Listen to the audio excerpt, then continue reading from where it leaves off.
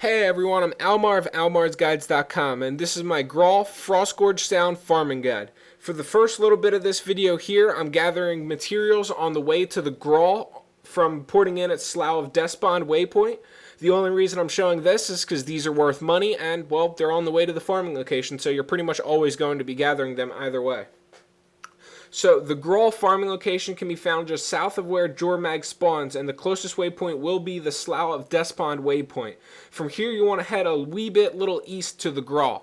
Also, if this waypoint is contested, the closest one will be Earthshake waypoint, which is far, far to the east from the farming location itself, and you have to start from there and run just west to the Grawl, and that's usually the waypoint people port in at when Jormag spawns. So that's something you want to keep in mind, and from either of these waypoints running to this farming location, there are going to be a lot of gatherables for you to get. So the Grawl here are very easy to kill, and they usually come in packs. The only downside I have found from this farming location is that there's usually a lot of botters here and a lot of people who are waiting for Jormag to spawn, which is definitely one of the main and best reasons to farm at this farming location because, I mean, literally, Jormag spawns, like, right there. You could not even miss him if you tried. Even with your clip plane turned all the way down, I'm sure you're still going to notice when Jormag spawns. So that's probably one of the best reasons to farm at this farming location. From my personal experience, the botters only stay in the tunnels at the Grawl. They don't stay on the outside. I run through the tunnels one time throughout this video to show you pretty much how vacant they are of Grawl due to all of the botters. You can see botters at the very opposite end in the video. You can go in the tunnels if you want, or the botters might be outside for you. I'm not exactly sure. They probably, change locations from server to server. It's not like they all follow the same route, or do they? But aside from that, the main loot we're going to be getting in this location is large bones, intricate totems, ancient bones, unidentified dye, and then we're going to be getting some gatherables such as mithril ore, parsnips, raspberries, and then, of course, the chance at orichalcum and ancient wood if it spawns in these locations. Also, the Moa birds in this area, if you kill them, which you probably accidentally AoE them from time to time, drop eggs, which sell for, a decent amount of copper, usually like 20 to 30 copper a piece. So, to get started, to get started explaining the loot, large bones and intricate totems will be the two main things you're finding here the most commonly. Intricate totems sell for a little bit more than large bones, and both of these sell for almost 1 silver, but they usually fluctuate depending on what time period the game is in, I guess you could say. If all of the bots just recently get banned, then they skyrocket in price. If all of the bots are like farming their asses off and none of them are getting banned, they plummet in price. So you might want to offload them if they're in between like 20 to maybe 65 to 70 copper and wait until they're over a silver again, because they definitely will go up. It just might take a few weeks, maybe even a month. Also, you're going to be getting ancient bones here, which are the higher level large bones. And also you can find the higher level intricate totems, which I'm pretty sure are elaborate totems. Both of these sell, the ancient bones don't really sell that well. They only sell for like a silver maybe. But the elaborate totems do sell well, and they sell for over 10 silver a piece. Once again, depending on the bots, they might not sell for that well, or they might sell for more than that. It completely depends on pretty much the time and place of the current economy, I guess you could say. So, aside from that, the unidentified dye are a big money maker. They usually sell for about 10 silver a piece. Currently, they're about 9 silver a piece. Like I said, lots of bots.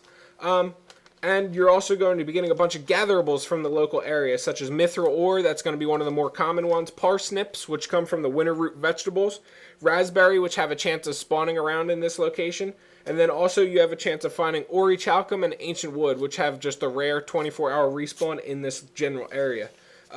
Aside from that, there really is nothing else you're going to be getting from this farming location. That's pretty much all of the loot you should expect from here. Of course, you're going to be getting vendor trash and all of that crap.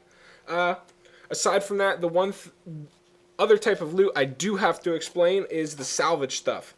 You're going to be getting white salvage items as well as rare salvage items from farming here from time to time. The white salvage items consist of chainmail gear, acolyte gear, and rawhide gear.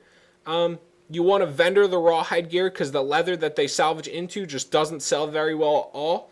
However, the rare items, you will want to salvage for the globs of ectoplasm, and you want to use the best salvage kit possible. I've been told that the salvage kit doesn't even matter for the rare items, but considering globs of ectoplasm is a rare material and the salvage kits work for the rare, it increases the chance of recovering a rare item. I can't see how the high-end salvage kits, they'd be useless then. They, however, do not work for the white salvage items. There are no rare items that the white salvage stuff can give you. The Gossamer Silk from the Acolyte gear and the Ori Chalcum ore from the Chainmail gear, those are not considered rare crafting components. They're just normal basic crafting components. You can easily tell which is counted as a rare crafting component based on the color of the actual item. As such, large bones, intricate totems are fine, and the yellowish globs of ectoplasm are rare. Thus, the rare crafting material, or the rare crafting kits that have a chance of giving you the rare crafting stuff, works better on those. So, aside from that, the Grawl, also, you'll want to use magic find food, is what I meant to say while farming the Grawl. Depending on what your budget range is, I guess you can say, for magic find food, determines exactly what you want to use. The cheapest of the magic find food you can use is peach tarts, which will give you 26% magic find, also a bonus to power. You can also use omnom berry bars, which will give you 30% magic find, 40% gold find. And the omnom berry bars are pretty much the most expensive magic food in the game, but the 40% gold find helps you find a lot more money, and they pay for themselves rather quickly. The Cup of Lotus fries also have 30% magic find, are cheaper than the omnom berry bars, and give more magic find than the peach tarts.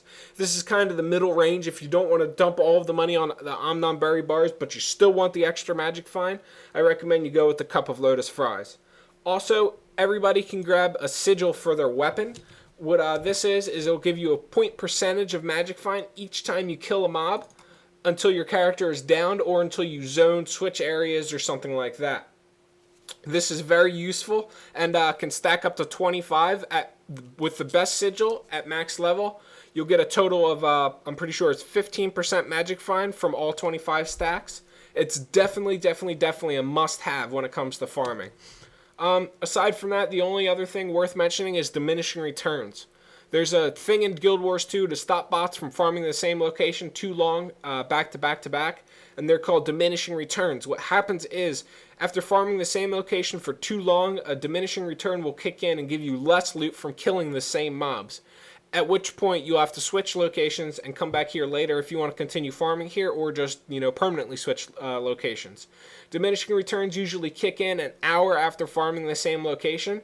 You'll be able to tell when they kick in because you'll pretty much just stop getting loot altogether. They're very annoying, and pretty much everyone hates them, so just know that you're not alone in that. Aside from that, there's really nothing else to be said about this farming location. I hope you guys enjoyed this video, and if you did, of course, as always, like, comment, and subscribe to me for future Guild Wars 2 gaming videos. I'll catch you guys around, and as always, good luck and happy hunting.